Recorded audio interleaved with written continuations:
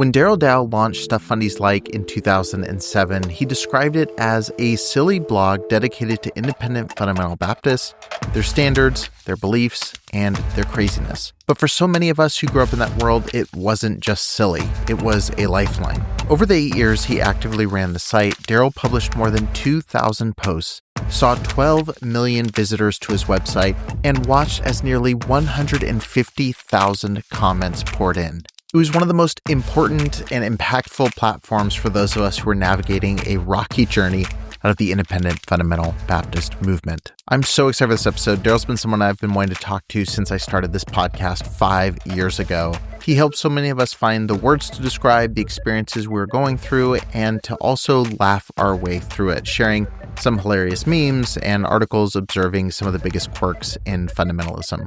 In this conversation, we dive deep into Darrell's personal journey, from his time growing up as a missionary kid to being at Pensacola Christian College, to slowly deconstructing his faith and becoming what he now refers to himself as a happy agnostic. We also talk about the value of satire, how Stuff Fundies Like exploded into a thriving community, and how fundamentalist religion and authoritarian politics often go hand in hand. We also talk a little bit about the new fundamentalist resurgence among Gen Z men, and so much more. But more than anything, we talk a lot about healing, about making peace with our past, and ultimately about getting small and focusing on creating real change within our immediate communities. Like I said, this is a conversation I'm going to have for like 5 years, and I'm so excited for you to hear it. So I'm going to stop talking and get you right into our conversation with Daryl Dao. All right, everybody, welcome back to the show. Daryl Dao, thank you so much for joining me here on the podcast. I appreciate it. It's great to be here. Yeah, I'm excited to talk to you for so many reasons. One, before we hit record, you'd mentioned it's been like a decade since you've talked about this stuff in a public way. What have you been up to recently? For people that are like, where is Darrell now? What does life look like for you post Stuff Fundies Like? You know, a lot going on in sort of my personal and professional lives. I live with my partner and my 2 kids. I've been teaching, so I've actually hit the college circuit a little bit. You know, teaching some classes, working on my professional career. No.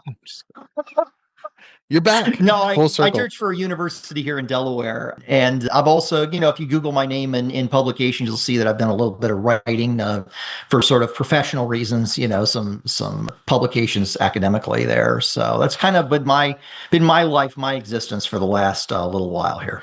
Yeah, that's awesome. Well, now that we've kind of caught up where you are now, let's rip all the way back to Pensacola Christian College days. What was going on in the mind of Darrell sitting in the dorms of PCC way back when? A lot of different things. A very sort of confused and angry young man, I think, just the way to sort of sum it up. You know, I'd lived my whole life. My dad was a PCC graduate. That's kind of how I ended up there, right? So my whole life, I had been sort of in this funnel headed towards this thing, right? The playbook is laid out for how you're going to live your life. You're going to, you know, go through high school. I was homeschooled on the island of Grenada. You know, I was a missionary kid and sort of separate from both U.S. culture and sort of the mainstream of Fundy culture, to be honest. Although, you know, we traveled back for furloughs and visited churches. I had a second entire life with my friends and sort of the culture in the islands. I sort of identify as half my brain is islander still to this day.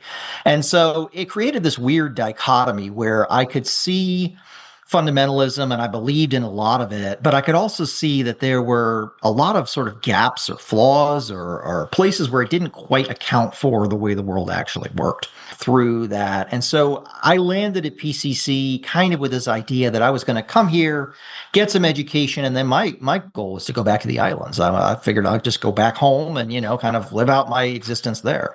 Yeah. And when I got there, I wanted to be a model student. Like I wanted to be like the best possible PCC student I could be. And so I was a super rule follower for the first like year, 2 years, you know, and eventually just got completely burned out with the hypocrisy of it, with the arbitrary nature of it, with the illogical nature of it.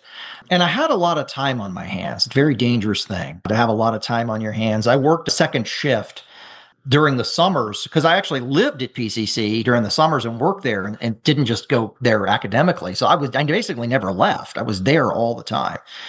And one summer, I had a lot of time at work to actually read because I was working in the computer room overnights. And I found myself reading a lot of books from the library, PCC library. I'd show up every day, check out 2 books, take them to work, read them, and then come back and check out 2 more.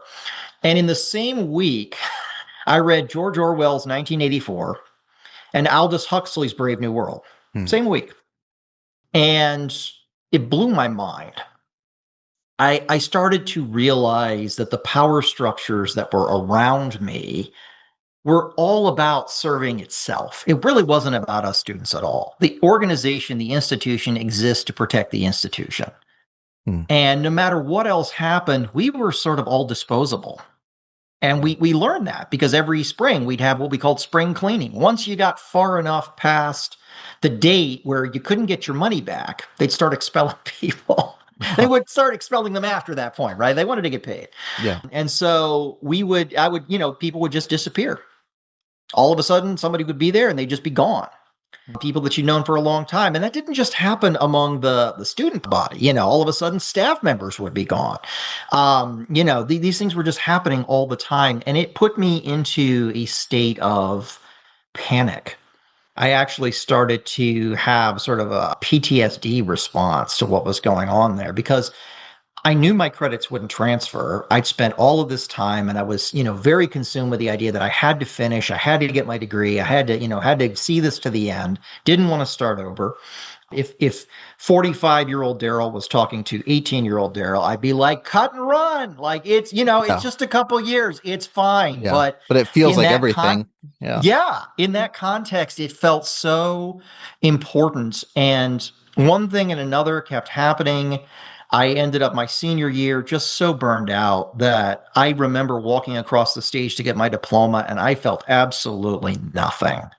Just burned to a crisp.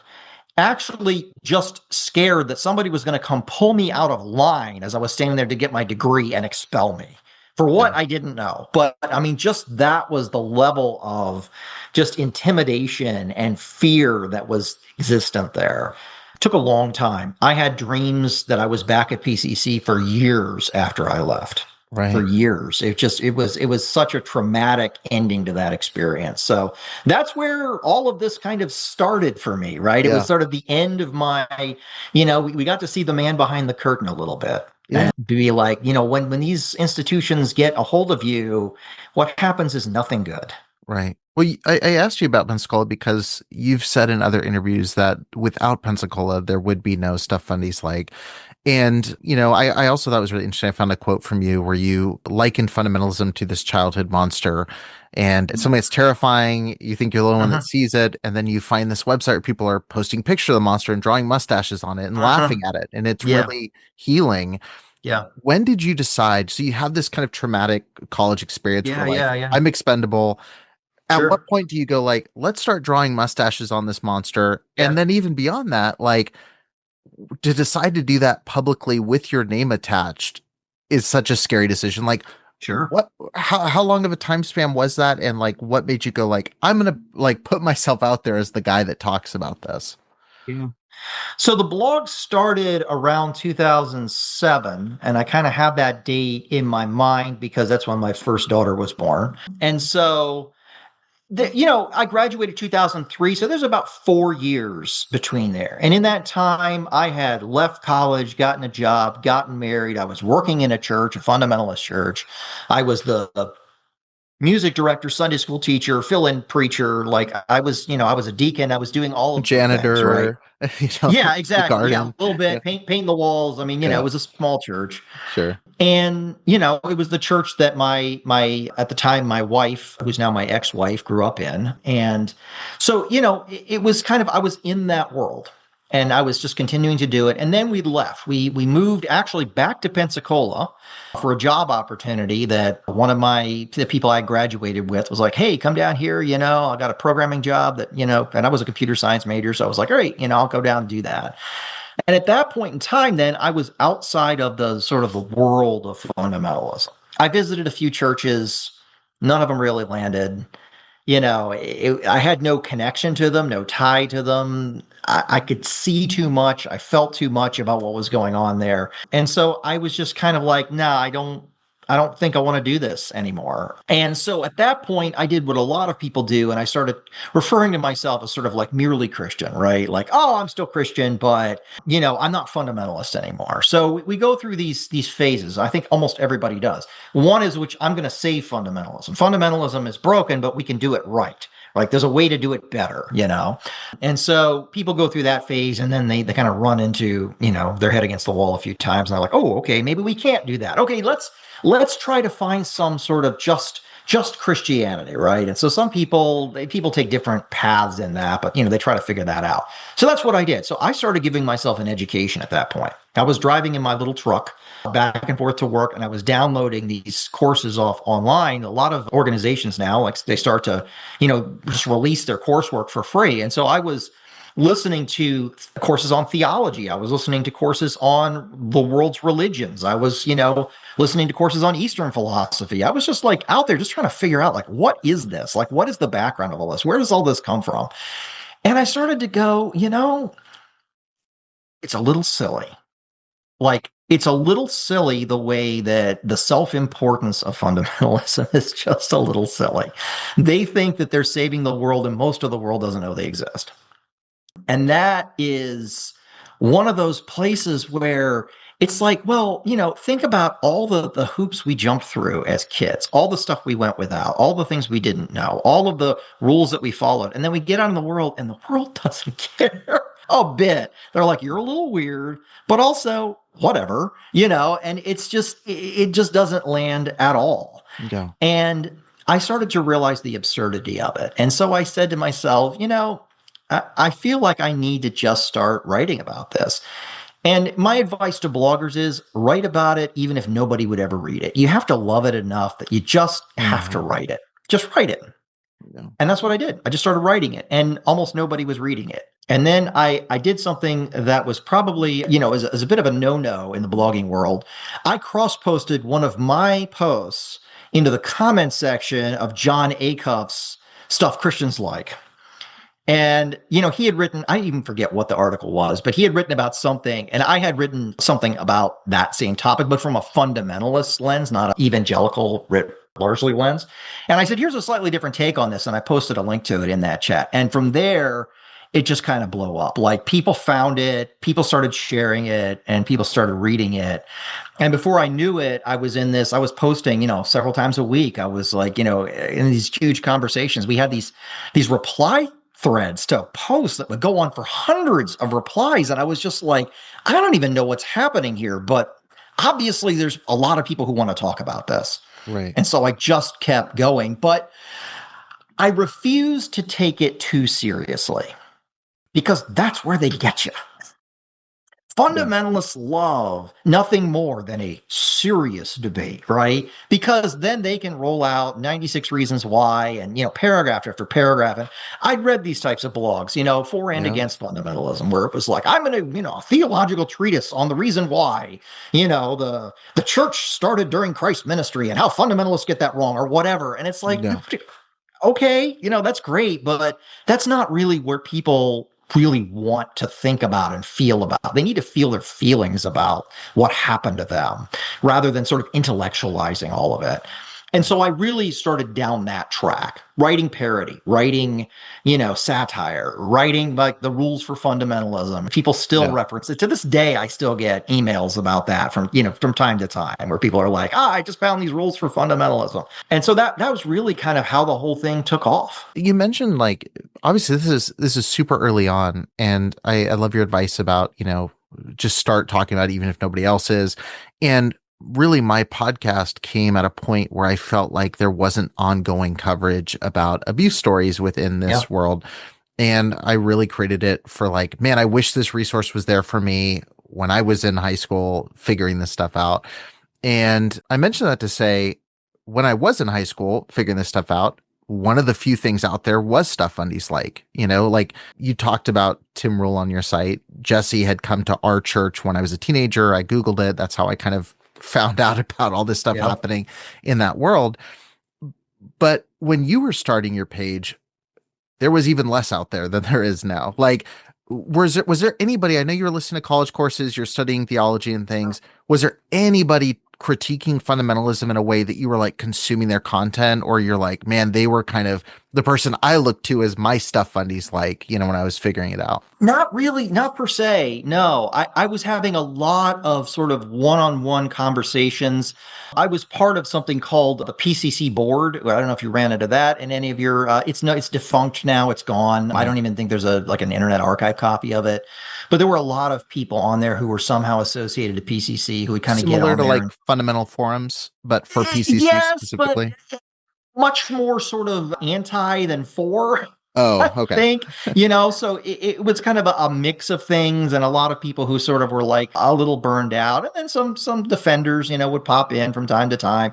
But I had a lot of sort of conversations and dialogue with people. There's some people on that board who are still my friends, but other than that, sort of those discussions back and forth, there was nobody who was sort of doing it the way I was doing it. And I wasn't even sure if I was doing it right.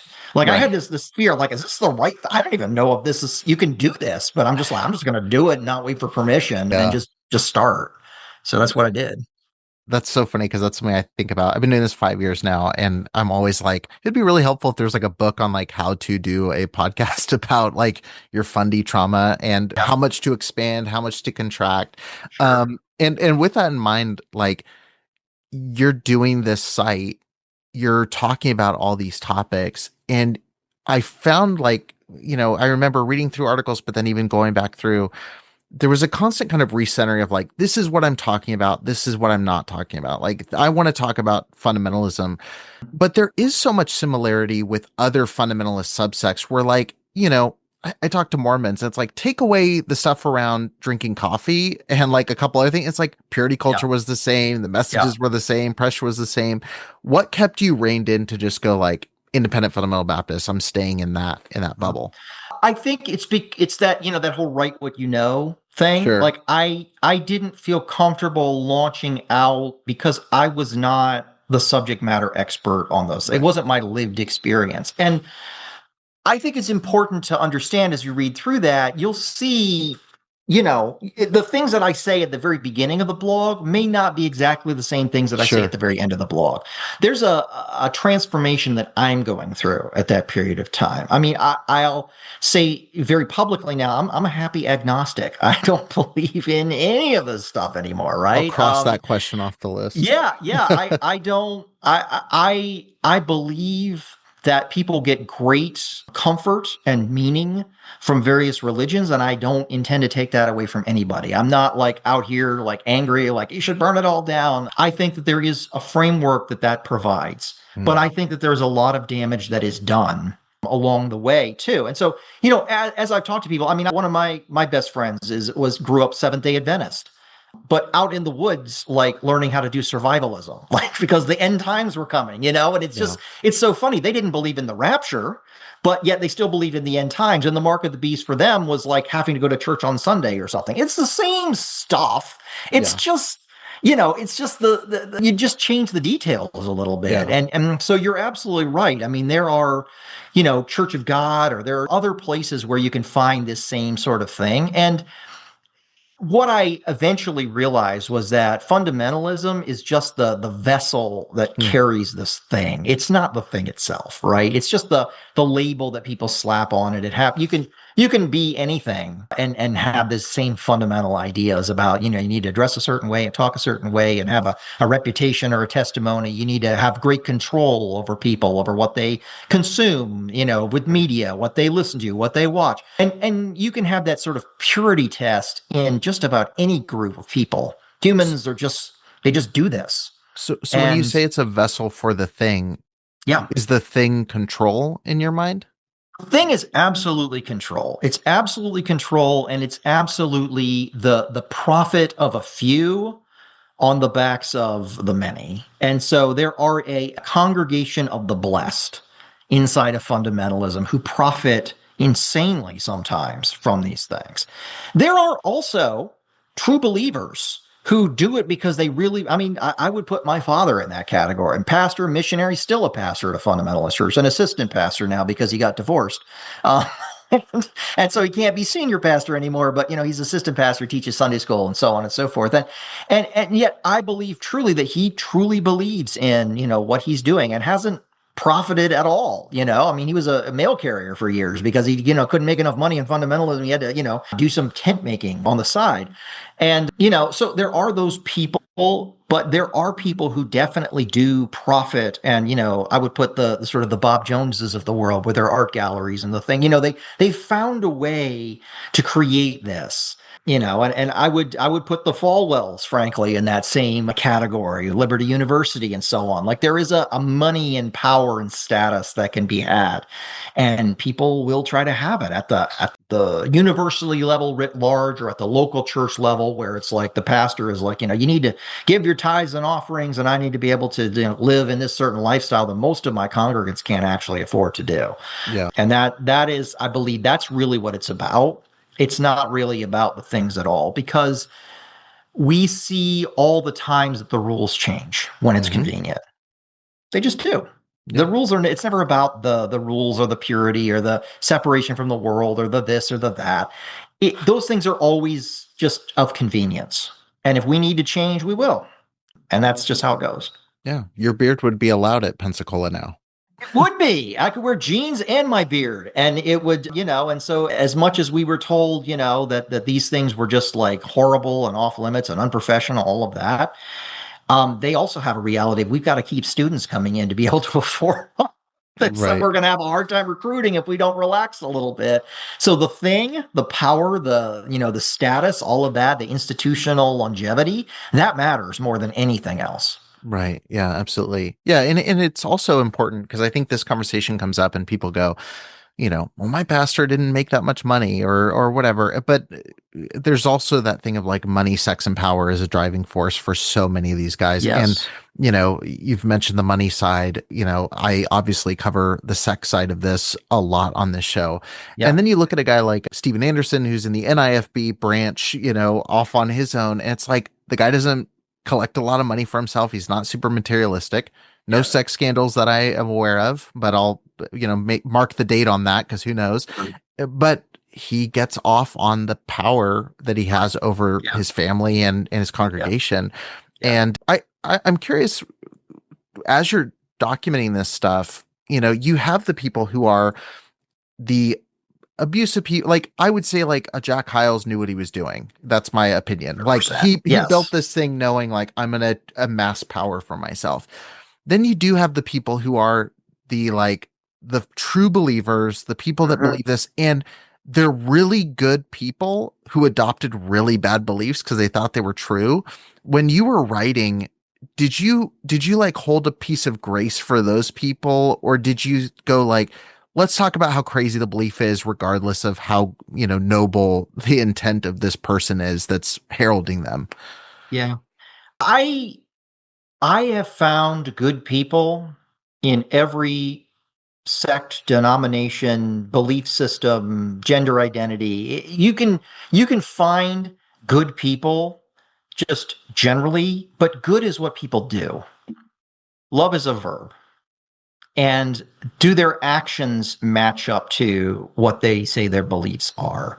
I always hold a little space for the fact that people can come to a realization. I have this conversation with my kids all the time, about, are there bad people? And I don't believe there are bad people. I believe people do bad things. I believe people give in to the worst angels of their nature. And they pursue these things because they're trying to heal some wound inside themselves.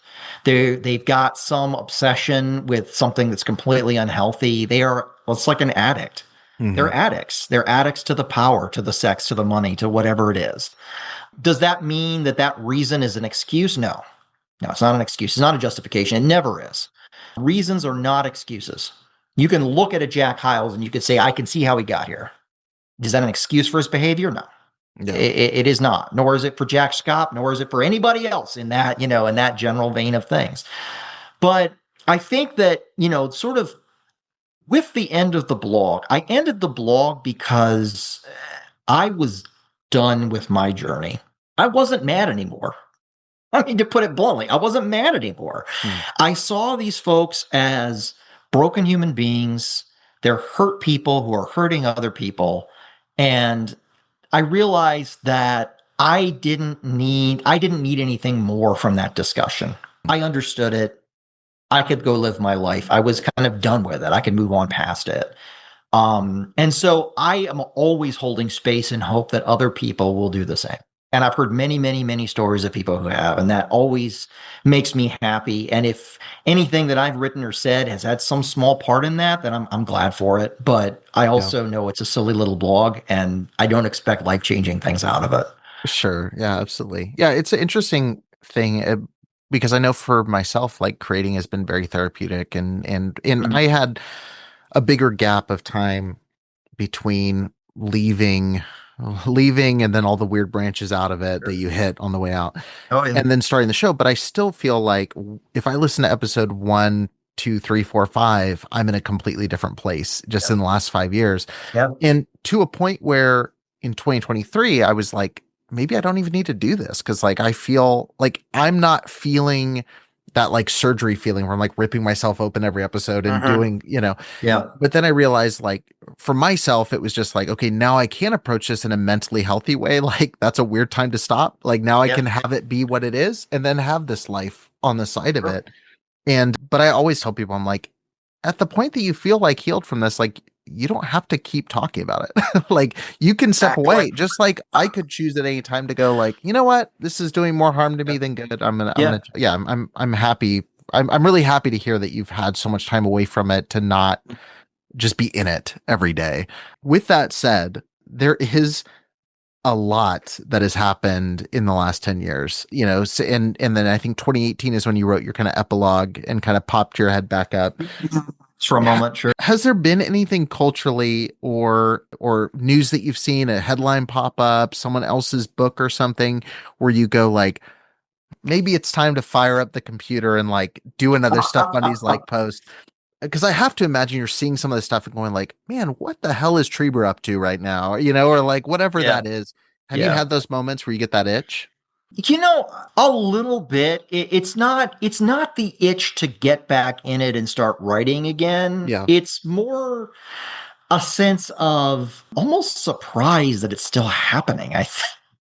I'm far enough away from that. I'm like, oh my God, people are still doing that. Like that, they're still, and in the epilogue that I wrote, I said, that I drove by the same little fundamentalist church, every Sunday, and there were the same few cars outside. And, it's very easy to kind of be like, well, the, fundamentalism it's lurching towards obscurity in its own way. It's evolving and changing and doing what it does.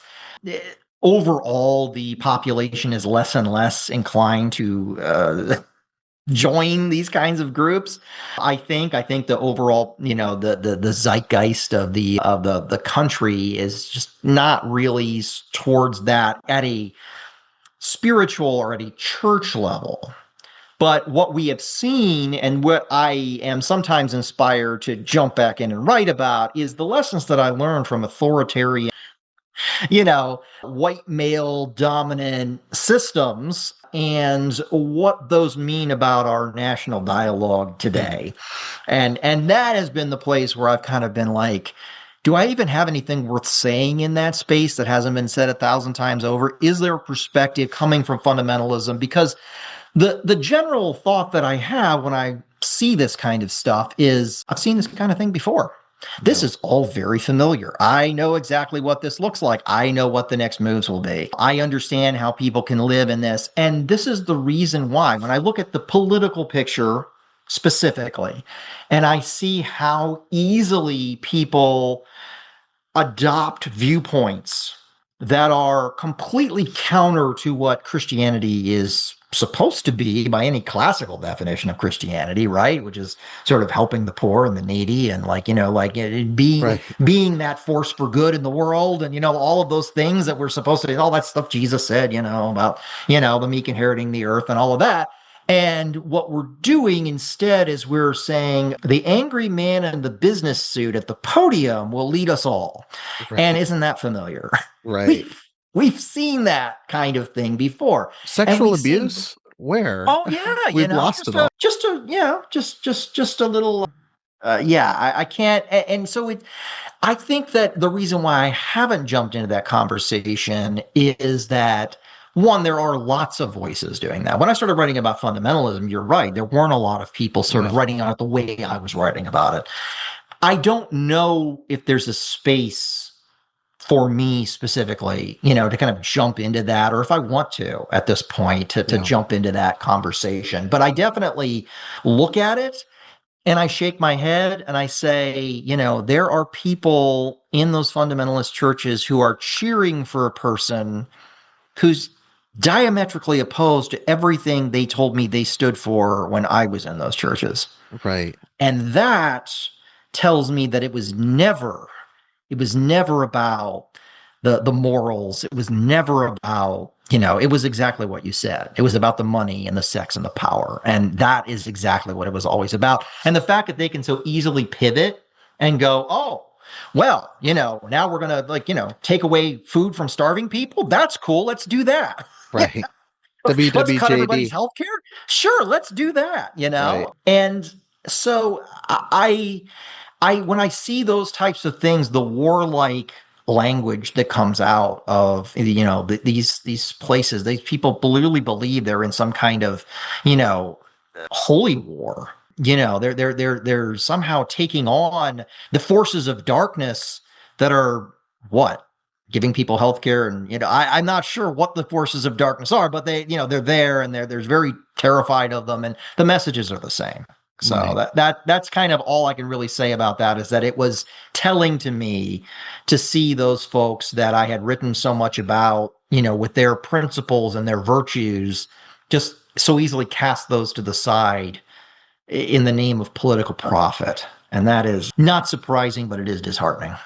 Yeah. I mean, there's a lot we could talk about there. I'm curious, just to step back for a second. This is one thing that I've been trying to have a conversation about, but I don't know even how to, because there's a weird, like you, I was born and raised in this. And so it's hard sometimes to go, what's my default operating system? And because the programming is just there from day one. And so sometimes it's hard to go what moral feelings do I have that come from that? What part of my identity is molded versus I can't go back to zero and go yep. I'm really fascinated by the idea that I don't think I would be as passionately sitting here talking about sex abuse in churches if I hadn't grown up hearing sermons about standing up for what's right, even when it's not popular, stand in the gap. We need a few men to say this, speak out against evil. We're in a fight, charge hell with squirt guns kind of thing. Yep. I'm and then also too, I think my version of Jesus that I consumed and that still resonates with me, even as someone who's also happily agnostic now, I feel like I grew up in fundamentalism and took these messages that made me leave ultimately. And it sounds like you did the same. But then you also have other people who grew up in it and on the extreme end become the Josh Duggars, they took it and then were these really odd, creepy figures. And then you have other people that are this does mean vote this way, and look for what Robert Jeffries would be is I want a mean, tough SOB to lead us, Yeah. Why do you think people just totally can sit in the same youth conferences and same services and take totally separate Jesuses out of that? I have this phrase that I've used, which is that, you pick your psychology and then you pick your theology. I don't think that people start with a pure, let's just absorb the Bible and see what it says. And then there'll be this guiding light. And because then you would think most people would end up sort of in the same place, but they don't, right? Right. Even when you, I talk to people who are super reformed, and they have this sort of negative view of humanity and of themselves. They believe that because they have a negative view of humanity and themselves. And that theology fits with the thing that already exists inside of them.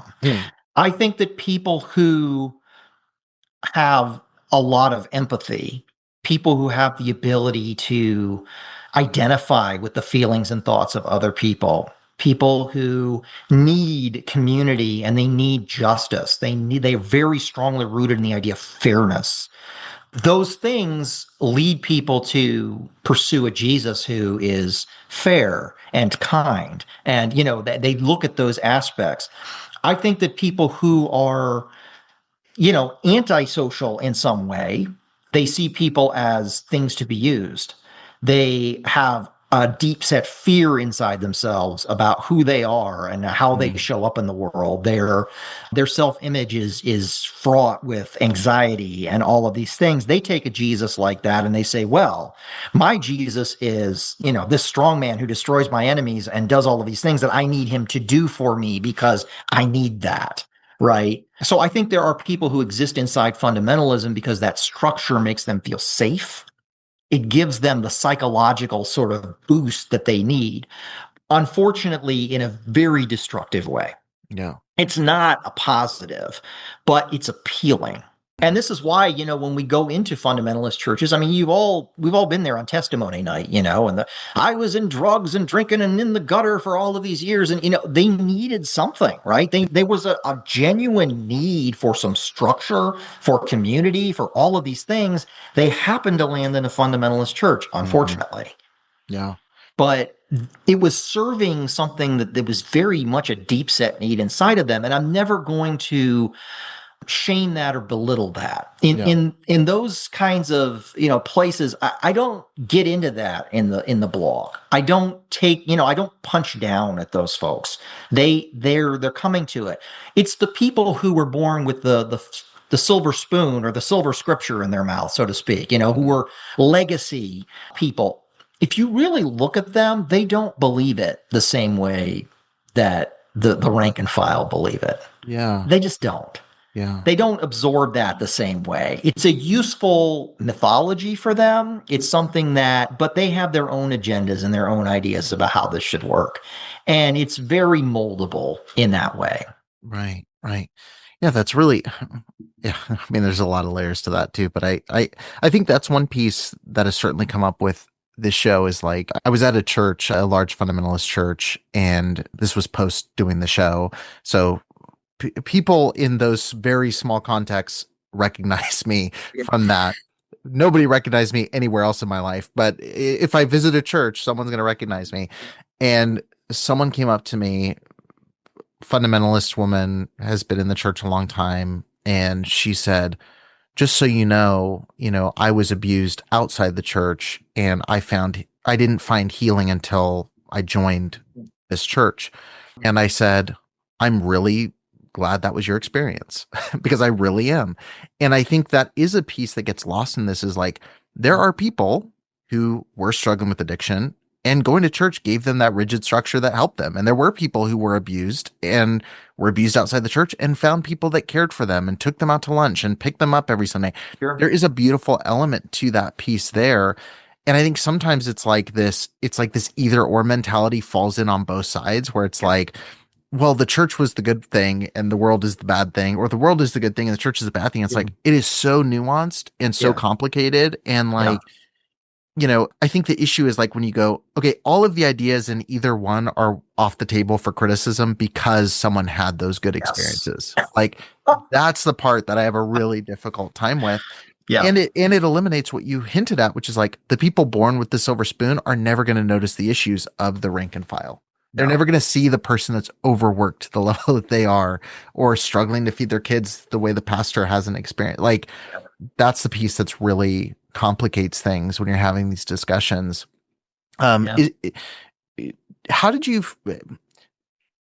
ever feel a need to, obviously it was for you, like Fundies like ultimately was like for yourself, like before anything else you said, but did you feel like a responsibility in your tone at any point for like the people who were on the fence where you're like, I really want to help this person understand how harmful this is.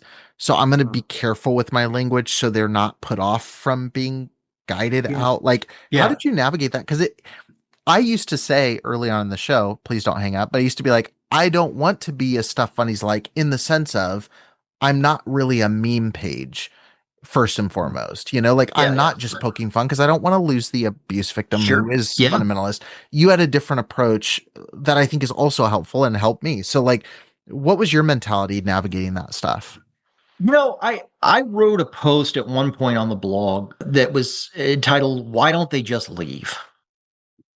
Hmm. Right? And it was, why don't they just? Because it's easy for people from outside to go, why did you stay in that for so? I mean, how did you put up with PCC for 4 years? Why didn't you just leave? Yeah.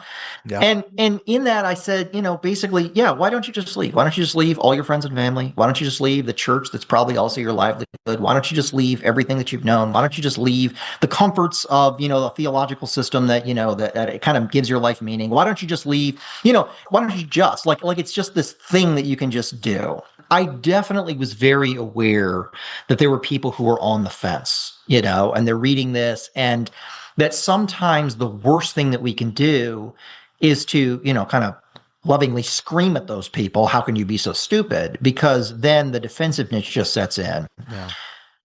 What I learned through my own journey was that people don't change their minds because somebody has better facts. They don't change their minds because you've created the perfect system of argument or logic to kind of like, convince them that things are different. They change their minds because they have personal experiences that mean something to them, that they go through, and it broadens their world and it opens their mind and it makes them see things differently. It gives them space. When you are telling somebody, I am right and you are wrong, there's an immediate barrier set between the two of you. What I try to do is say, I am right. You are also right from where you're standing. Let me try to get you around to where I'm standing to try to let you see that, there's another way to look at it. Yeah. And that I think is a lot more helpful. Personal example for that. When I started working in Georgia right after my first daughter was born, my boss at that time was a gay man married to another man. It wasn't gay marriage wasn't legal then, but they called themselves married. And it was the first real experience that I'd had with somebody from the LGBTQ community. Like that was just something that I didn't have any friends or people who were in that community at that point. I wasn't sure what to think, you know? Mhm. And then I worked with Nick for some years, and all of a sudden I realized Nick's just a person. Imagine He that. complains about his spouse, same thing that everybody else complains about their spouse. He's, Yeah. his big gay agenda is going home and watching TV with his dog. There's nothing here. And when my second daughter was born premature, it wasn't people from the local churches who showed up with like baby formula. It was Nick and his partner, who was a pediatric nurse, who Yeah. showed up to like, help out and to give us encouragement and to tell me that, if I needed time off, I could take it and all of those types of things. And I realized something about that, that shifted from a growing a fundamentalist, not really understanding sort of like anything to do with the LGBTQ community. And that shifted to me going, oh, I have a very different perspective on who people Yeah. are now. They're just people, and I feel Right. very comfortable around that community. And I feel like there's a lot of positive, great stuff happening there that I would love to be a part of. Right. And that changed my whole perspective through what? Through him sitting me down and showing me 10 reasons why, gay people are also people? No, Yeah. by him showing up with some baby formula and being a human being and just being like, hey, yeah, I'm a gay guy and I'm also like very human and we can relate to each other and consider him to be one of, my dear friends. And so Yeah. that changes the way that you see the world. That's how Yeah. change works. Yeah. And that's the only way that I've found that meaningful change works for people. And so I'm not going to sit and cast judgment on people who haven't had those experiences yet. What I'm going to try to do is invite them into spaces where they can maybe just get a taste of that. Yeah. Well, and I realize now, I didn't realize how absurd soul winning was until leaving. Yeah. Like I would say my Yeah. leaving experience was almost a decade of like just, eyes opened in 2011 that something's off, bubble burst moment. Yeah. 2017. So I guess 2017 is when I officially left ministry. And then, I basically accepted I was agnostic by like 2021 or something, 2022. Sure. Yeah. So it's a long journey. But it's what you said. It's like, leave your community, leave your political affiliation, leave your friends, leave your mentors, which was a huge piece for me. Yeah. But then we would knock doors every Saturday and think people were crazy for not doing the reverse of that, where it's like, leave all your family, come to church, do this, leave all your beliefs, check them at the door. And like, now it's crazy to me that anybody ever did that. Like that people were like, yeah, I'll pray on the doorstep and I'll be there Sunday and I'll do that. Like, it's such an interesting thing when you start reversing it and go like, yeah, we were expecting everyone else to do that for our belief system along the way. Yeah. Pretty wild. Yeah, pretty wild. And it honestly really didn't work all that well. For every person who might pray on the doorstep, we got 99 doors slammed in our faces, right? It just was not very highly effective. Yeah, that was a traumatic thing for me. Was I did a door-to-door sales for 2 months, and I was like, this feels way worse, but it feels exactly the same as going door to door, inviting people to church, which is always a fun experience. To this day, I am kind to the people who show up at my doorstep with religion. I mean, I had a couple of young ladies who are Mormon show up at my house the other day. And, I'm like, I'm not going to convert to your religion. Like I've kind of been on the doorstep of people before, but I'm like, I can offer you a moment of humanity. Would you like, it's hot out here. Would you like a bottle of water? Like, can I do something kind for you? And they didn't, they declined, but it was just, that's the kind of thing that I try to do now because I have been there. And, I know there are people who are like, those people show up at my house, I'm going to give them people. They're not the people who are doing this. Right. They're not. These are the lowest ranking people on the totem pole who are out there on a Saturday knocking on doors. It's not showing them kindness is probably worth more than anything else you could do to change their minds. Yeah, exactly. Well, I'm curious. You hinted at the current political system and like all of that rhetoric. And, you mentioned before we hit record, deliciously beautiful soundbite where you said we're living in a fundamentalist wet dream right now. What do you mean by that first and foremost? And is there anybody right now? Cause like I'm seeing Christian nationalism in scare quotes all the time. I've been guilty of saying it in scare quotes myself. I do think there's something to it, but I'm really curious, like what you're seeing, and are you seeing anybody in particular right now, like tackle this topic in a way that you think is very helpful? Because I'm kind of seeing some people talk about it in a way where I'm like, I don't know who your audience is with this and how you're saying it. I think that, and this is so ironic because, I mean, the reason why J.D. Vance is where he is now in the vice presidency was because he wrote a book that alleged to help us understand why this happened in the first go round, right? Why Trump was elected the first time. I don't know that anyone has written the book that explains why evangelicals and Christians and fundamentalists specifically are so eager. They're not voting, with one hand while they hold their noses. They're eager. They're sold out. They're excited about the prospects of things that have been, kind of offered to them. I think that the current political engineers, and these are not, I mean, this is not Trump. This is not, J.D. Vance. These are the people maybe like more of a Stephen Miller or somebody who's working a little bit behind the scenes, the people who are in the think tanks. They have tapped into something that allows these folks to get on board with an agenda that otherwise they should be, by every measure, directly opposed to, right? Because they're getting the things that they campaigned on are the things that they've been like saying that they wanted forever. I mean, our entire lives growing up, we've been hearing about the repeal of Roe v. Wade. Mm-hmm. Abortion rights. I mean, I was born in 1980 and I was hearing about it from the time I was old enough to remember. We were talking about abortion rights and Roe v. Wade. And we've talked about it up until it was repealed just recently. And so they can take that and they can kind of put that up on the wall and see, like, see, God uses imperfect tools because the levers have been pulled just right to make them believe that they are somehow, this is the culmination of all of these political things that have happened, the moral majority and all of this stuff that's happened in the past, right?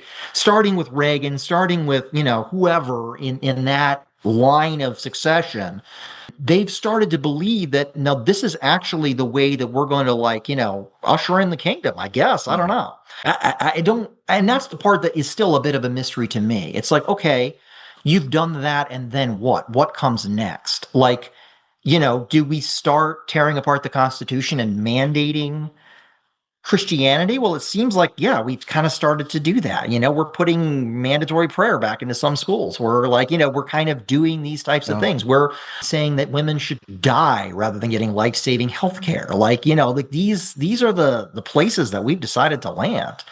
And now we're saying, we should strip healthcare away from, people on Medicaid, that we should do all of these types of things. And it doesn't line up with the Christianity that we're supposed to have, but somehow it's congruent in their minds, right? Yeah. The idea of freedom means freedom for me to practice my religion publicly, in your face, in public spaces, and to force you to do the same.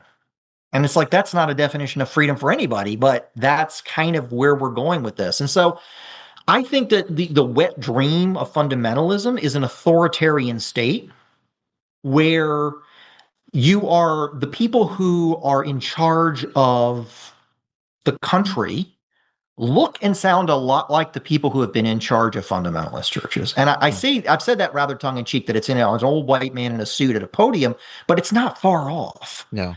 The rhetoric, if you listen to sort of like the Jack Scopps or the Jack Hyles and the way they demean and attack their enemies, the way they use cutting language, the way they, they're masters of the insult and the dig. That's exactly what's happening. It's all of that, like, hey, I feel really good because you're attacking the people that I don't like. You're punishing the right people. I think a lot of those folks are going to be sorely mistaken if they think that, ultimately it's not going to come home to roost on them as well. Yeah. That these changes to the country are not going to affect them, their personal liberties, their freedoms, their ability to live their lives, and so on and so forth. But right now, the message that's being sold is the people who you don't like are going to be punished, and people who look and sound like you are going to get their due finally. You are going to be pulled, and that for fundamentalists who have labored in obscurity for all these years, being told that someday we're going to, basically we're going to run the country and the world, right? We're going to send our missionaries out and we're going to convert people and we're going to, we're going to have this huge revival. That's what we prayed for, right? Revival. Yeah. What does revival mean? Well, it means a lot of people are going to start sounding and looking like us.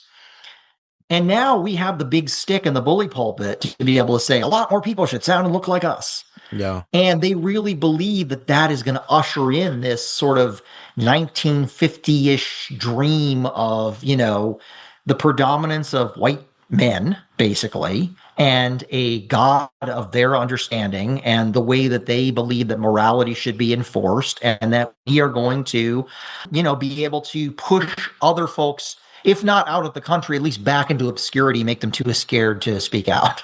Yeah. Well, and that we're somehow going to manage to bring that in, and that's going to be heaven on earth in some way. And if you look at any religious system that runs a country, it never ends up like that. Like, it always ends up very authoritarian, and yet I jokingly said that, on the blog at one point that, fundamentalists, they don't really agree with the theology of, say, like Islam, but they do like how they keep their women in line. Yeah. Right. And that's not far off the beam, I think, in terms of what the plans for this country are, what they'd like to see happen in terms of, the national dialogue around repealing marriage equality, or, trying to push people back into basically indentured servitude as far as their jobs go, like giving a lot of control to organizations. That all fits very, very nicely with and has been since the beginning of time. I researched a little bit about Billy Sunday one time and found out that Billy Sunday was funded a lot by factory owners who wanted alcohol repealed to be illegal because they were having a hard time keeping their workforce sober enough to work. And so they would pay him to come speak because why? Because they needed that money. They needed the labor force to show up sober on Monday mornings to work. That's been the marriage of politics and commerce with Christianity has always been there. And I think that it's useful right now. So that's my question, and sorry if we're way off the beaten path. This is it's all good. I'm enjoying the conversation, so as long as it's interesting to you as well. I'm curious, just as someone who's thought about this a lot. Like one piece, I had former Congressman Adam Kinzinger on the show a while back, and we were talking, and I said, "Do you think that Trump strategized leveraging evangelical talking points to gain power? Or do you think he accidentally stumbled into this crowd that was willing to give power when he accidentally touched on some of those talking points, like chicken or the egg kind of thing?" Do you think where we're at politically right now, and I would say not even just politically, but I would say just the swell of like conservatism, fundamentalism, whatever you want to call it, Gen Z men attending church at higher rates than women for the first time in history is a stat that like I keep screaming about. Yeah. Do you think the church is the chicken in this situation? Or do you think that this conservative movement has been like, hey, you know what we haven't really tapped into well? The evangelicals, like what do you think is feeding the other? And I know that's like a 16-hour conversation and a book. It is. In Buddhism, there's a saying that when the student is ready, the teacher will appear. And I think that it's a bit of kismet there. I think it's a bit of the right people found the right people at the wrong time. And is Trump an opportunist who will say whatever it is that he needs to say? Yes, of course he is. I mean, he's outside holding up a Bible, he's like digging all these photos, holding up a gay flag at this rally to see if that works. Yeah, exactly. Yeah. He will say and do whatever it is that gets him, what he needs. We talked about your psychology determining your theology. Trump's psychology is very obviously somebody who is incredibly needy when it comes to, having his ego stroked and, wanting people to say he's the best and the greatest at everything. And so if he can, get these folks on his side by saying those things, of course he'll say those things. I don't think that Trump's appeal to evangelicalism was as targeted. I think it was a bit of an happy accident for him specifically. I think it was less of an accident for the people around him, the Steve Bannons and all of those folks. They are very, very aware of this group. They understand the history perfectly.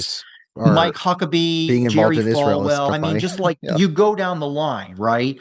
And they understand very well the levers that you have to pull. And so it's almost like just a whisper in the ear. Hey, they're really digging it when you say whatever. And Trump's like, oh, that's great. I'll say more of that then. I just say build the wall and they go crazy. He said things like that, right? So he knows that if he like throws a little God language in there or talks about being like, God's ordained person to bring back this in or whatever, people are going to eat that up because that's what they want to hear. They want to hear that. As I said, they've labored in obscurity for years and years and felt, even though Christians are the majority in this country, they've always acted like the minority, at least fundamentalists, right? There's more Christians than anybody else in this country, have been since the beginning, and yet they're always acting as if we're one step away from being wiped out. I mean, you and I probably both, we spent our childhoods like preparing for concentration camps. I mean, I read so many books about prisoners of war and things like that. Oh, if they got on the bus with guns and they said, are you going to die for your faith? Yeah, exactly. Yeah. All of those stories. So we've been preparing for that our entire lives so the idea of like, we're finally going to be free of the shackles of like the liberal, media and the liberal government. And we're going to be able to live our true Christianity out loud. It's like, you always could. Yeah. What you're trying to do now is, use your power to make other people do something that, you think they should do. And they don't, it doesn't compute at all. It doesn't compute. So is it the chicken or the egg? I think it's both. Frankly, I think it's a perfect storm of timing. when you had the right group of people who were angry enough with the way things were going, uncomfortable enough with the pace of change in the country culturally, and the perfect person showed up to say, hey, I can fix that for you. And they said, you can have all the power you want. Yeah. As long as you do what we want you to. Yeah, it's interesting looking at this for me. I was born in 1995, so like I didn't get to see like I have a fuzzy memory of 9/11, so like my perspective on politics is so different. And that's something again that came up with Adam Kinzinger is I was like, when I started understanding politics, it was around the time everyone was realizing like, oh, we kind of got lied to around 9/11. His introduction to that was like a swell of patriotism, let's go fight. So like that's two very different reads on a situation just with time. I'm curious just to get your perspective. Do you think this that we're experiencing right now, like, does it echo what you saw around the George W. Bush period, or is this uncharted territory? And on the back of that, do you think it gets worse from here, or do you think we're going to cycle back and the pendulum's going to swing another way? Two very small, easy questions, quick, pithy answers, I think the sentiment has always been there. I remember I was literally in, what year would that have been? Was it 92 that Clinton was elected?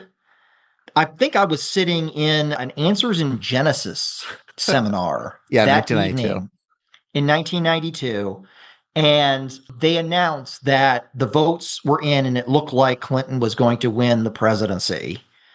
And there was just this pall that fell on the crowd, like, oh no, like what is going to happen? And somebody I think even made some comment of like, we may not be allowed to have meetings like this, going forward. So there's always been this sort of sense that persecution and so on.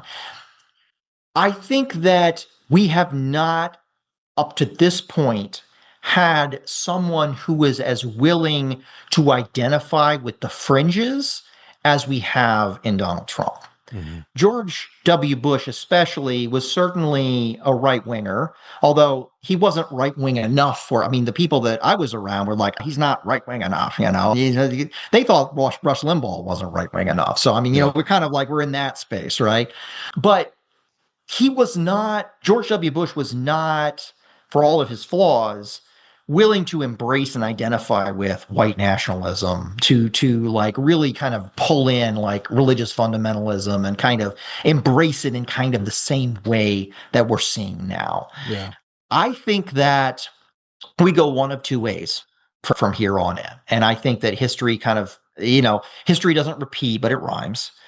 And so either we have a groundswell of people who say enough is enough, and we're going to get back to, honoring the social contract that we have to let people live their lives in peace and do what they feel is right outside of harming someone else. Or we continue this trip down an authoritarian road where we just start to see more and more of this. And my fear is that Trump has written a playbook which is going to be used for the next 50 years. Yeah. That is my fear. We may continue to see this flip-flop back and forth of the White House, a little bit. We may see Congress go back and forth. But ultimately, the playbook of the strongman authoritarian figure, the person who kind of stands up, and there are many, many, many, make no mistake, who are sitting in the wings ready to take his place. There are people who are salivating at the thought of being that person. Yeah.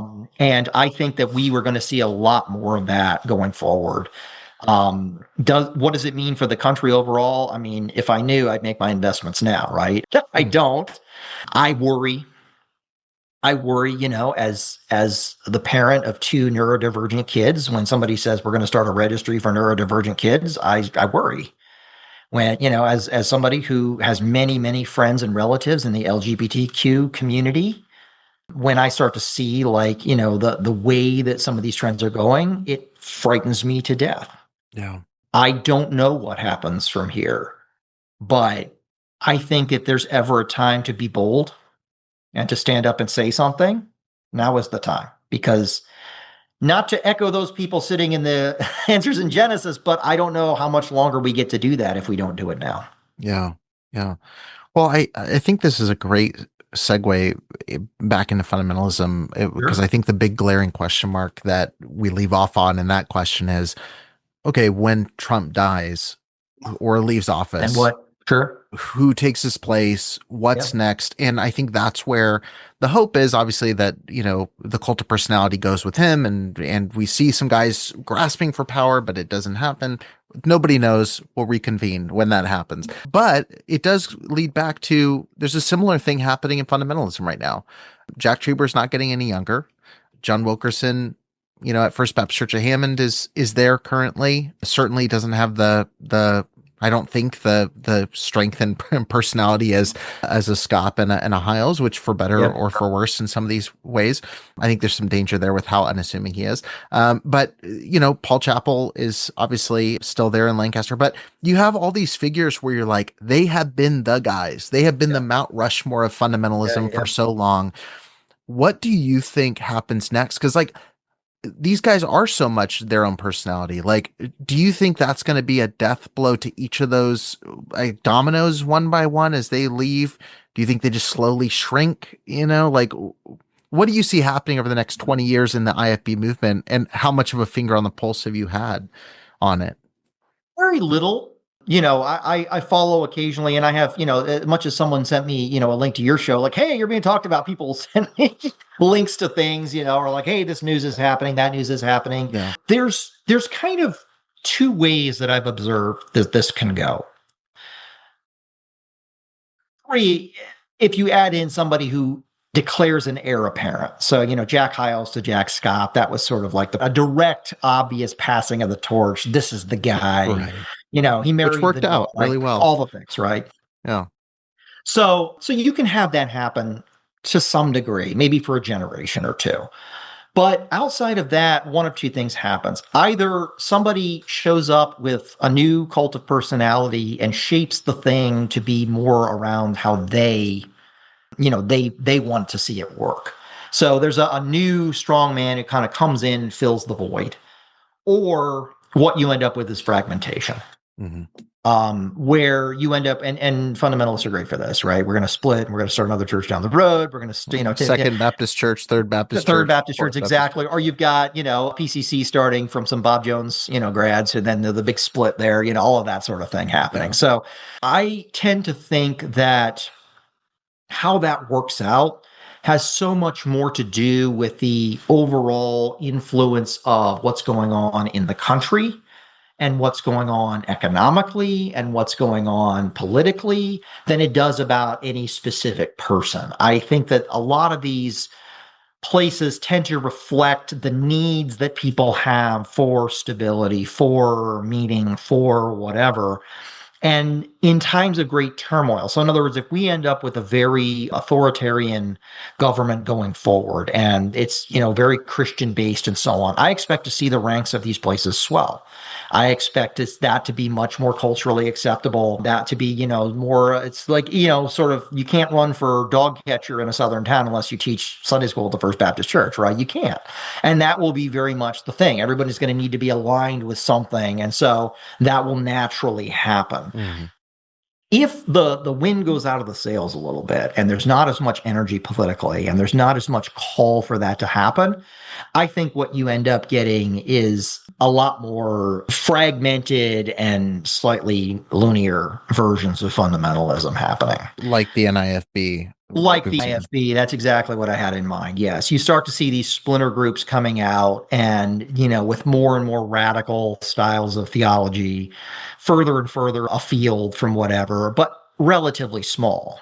There may be 1 million of them, but they're all 5 people big, you know? And so, because you can't build an empire on the NIFB, you can't do it. Yeah. Like it's just, it'll collapse under its own weight at some point. Because nobody's extreme enough, so they always fragment off into the next. Yeah, you always have to be defined by your separation. And fundamentalism has defined itself by separation for a long time. They kind of almost run out of things to separate from. Yeah. So now they just separate from each other at various points, you know, and make that the thing. Yeah. And meanwhile, it really depends on what society thinks of those groups and how valuable they are to someone's other goals as to how they're going to thrive. I really think that that's where we end up at. And much like, if you read Margaret Atwood, and you read sort of about what happens in those very like sort of fundamentalist run, it's a fictional story, but I don't think too far off the beam. Yeah. What you end up with is a theology that just gets molded into whatever's very convenient for the leaders to use in order to keep the control that they need. Well, that's the piece, and I mentioned it earlier. That's the piece that's interesting to me, where we're in uncharted territory. Is I'm reading all of these reports about Gen Z men and their leanings, and you're seeing, I think the lie that was said to them in the wake of the Me Too era, I think the lies that have been told to them about, now equality means a threat to your masculinity and all these sorts of things. Yeah. You're seeing now this uptick. I think it's 40, I forget the stats, so I won't say it, but Gen Z men are attending church at higher numbers than Gen Z women. They're attending at higher numbers than previous generations. They're starting to swing back in. And it's purely because of their political conservatism, their socially conservative beliefs are pushing them into the pews. Yep. So what do you get? I think the Fundamentalism 2.0 is, what do you get the person who is binging Andrew Tate? And that has led them into a lifestyle that's now pushing them into a pew. And that's the starting point. Like, to me, we're going to see some really interesting podcasts coming out in about 2 years from that demographic, I think you're right, but I think that Andrew Tate and his misogyny and all of the things that go along with that, he's just saying the silent part out loud. I think that he's, if he wrote it down, Jack Hyles would have signed it. And maybe not all of it, obviously the hedonistic sort of approach to that was never his thing, at least not publicly. But yet I think that the general ideas about women, society, how it should be structured, the place of men in it, there's some parallels there. Yeah. And so I think that your observation is correct. And it kind of goes back to what I was saying. I think as society kind of like dictates kind of what populations are looking for, what need are they trying to fill. We have a bunch of young men who are trying to find meaning. They're trying to find connection, the so-called male loneliness epidemic, which is, questionable, but, it's being talked about out there. Perhaps self-inflicted, one might say, but some might, and I would, but, that being the case, now they have a need. And so their psychology dictates sort of the theology that they are attracted to. I will be interested to see what the longevity of that is, because, it's one thing for Gen Z to say, I feel excluded, I feel looked down on, I'm going to go join this group. That group is also going to marginalize you and expect certain things from you and have controls over you in ways that you might not appreciate there either. Yeah. And so, again, does fundamentalism morph and change and try to find a way to kind of keep that group involved? Or is there disillusionment and now we find people swinging to the other side? In 20 years, we find a lot of those Gen Z or pew sitters sitting where you and I are right now. Going, wow, that was a crazy ride. All the guys finding these male mentors that kick them to the curb and are then going, well, there goes that time. Yeah. Well, so I think that it's unwritten, but I feel like this is not the end of this. I mean, the story never ends, right? It just keeps going. But I feel like this is not the end. I feel like we're in a really weird middle chapter right now. And something else is going to happen, towards the end of our book, our lives, that's going to look a little bit different. I hope we can do it without a lot of bloodshed. Right. Frankly, I hope we can do it without a lot of pain and suffering from people. I don't know if we can in this country. It's not really our thing. It's not in the DNA, yeah. But I hope we can. Yeah. Well, I really appreciate this conversation. I'm so glad whoever sent this email, thank you. I think I sent you like maybe a LinkedIn message. I was trying to find you way back in the show. Okay. And knew you had kind of unplugged, so I didn't pursue it very hard. I was just like, if you're interested, okay, maybe not, bye. But I'm so glad this happened, and I hope it's not the last. I am curious in closing. We've hinted at this, but if you were forced at gunpoint to fire up the computer, write an article on stuff, and it's like, if you had to take these last couple years and you were to say to readers of the site and say like, hey, consider this, ponder this, like think about this, what would be your message that you would want to put out there to go like, here's an epilogue part 2 from Daryl Dao? I don't do New Year's resolutions, but I do try to come up with like a theme for the year. Sure. Something that resonates with me, something that I can, measure myself through the year against. And the 2 words that keep occurring to me this year are the words get small. The world's problems are so big. And if you turn on the news, like I consume the news in like 10-minute increments right now. I turn on NPR long enough to hear that the world is still terrible and I turn it back off again. Yeah. But that also, I mean, I acknowledge there's a lot of privilege that comes along with that to sort of be able to tune out. And as a white male, it doesn't affect me the way that it affects a lot of other populations. I also understand I have to worry about my own mental health. But the idea of get small is simply this. Everyone is an environmentalist in their own backyard. Nobody wants raw sewage dumped on their street. Everybody wants clean water, clean air. People want good education for their kids in their local school system. People want to know that their neighbors are not dying because they can't afford their medication. I encourage people to think about the problems writ large that we have in this country, the things that we're trying to solve for. And I could sit down and I could write blog posts about it, and I could be very intellectual about it, and I could, maybe make people laugh a little bit about it. I think what's much more valuable than that is going over and checking on my neighbor and making sure, that he's okay.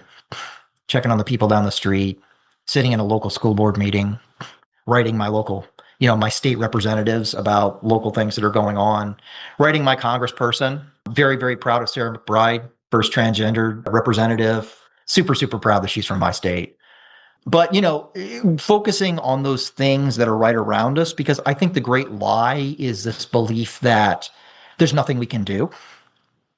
It's all happening and there's nothing we can do. And you're right. There's nothing we can do to change the Supreme Court's rulings on things. There is nothing we can do. I mean, other than voting, there's nothing we can do to really change the outcome of these big things that are happening around us. But you can certainly go down to your local library and volunteer to teach a kid to learn how to read better and have a moment of humanity. And, I think that getting small is the only way. A physician friend of mine said that you change healthcare in 3 to 5 patient increments. It's the only way. It's the only way you can do it. And I think that you change the world, you change this country in 3 to 5 people increments. Who are the people who are around you, who you have the most influence with, or the people right around you all the time? Focus on that. What can you do? What can you do in your own neighborhood? And let the rest of it kind of be what it is, because you can't control it, and the control is an illusion. It is. We can dump so much virtual ink on these things, and I have, and I will again, I'm sure. And what did I bring fundamentalism down with my blog? No, I didn't. But did I help a few people, like individuals who I still know, who I still call my friends? Yeah, I think I did a little bit. That's a win. That's moving it 3 to 5 people at a time. And that's what I'm going to keep trying to do it. And that's what I would leave people with as an encouragement to say, it doesn't have to be inside of a church, or it doesn't have to be inside of anything. It can literally just be you out picking up garbage in your neighborhood and saying, I just made it a little better. Yeah. And that can be enough. Yeah. That's what I would leave you with. Well, as somebody who was made to feel a little bit less alone through an extremely dark period, navigating time out of the IFB, your blog was very much that for me, and it is meaningful to me. I don't want to do the awkward. Let me chat about and wax your car for the next 20 minutes, but it really was like being able to have a resource that was out there, and and it influences what I do now, trying to also be a resource that's out there. And I'm sure there'll be somebody after me that's doing the same thing. And now there's so many just writing about evangelicalism at large, but I really do appreciate your work so much. And it had a major impact on me halfway through its life, which I think is pretty cool. So thank you so much for doing this. I really appreciate it. And I hope it's not the last time we chat. I hope so too. I'll talk to you again.